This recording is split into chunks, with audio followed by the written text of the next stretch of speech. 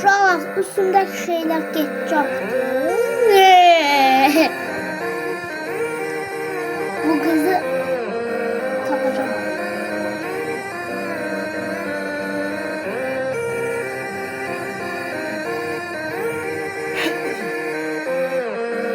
Haydi gel benim odamda oturalım, tamam mı?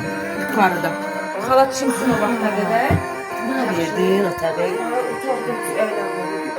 Ondan sonra hala orada bezendim, Zafer kalıyor. Bakacak. Yok. Çay da burada kaldı.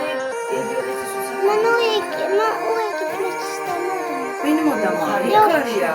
Yok. En güzeli, en güzel oda. Verin ona. Cep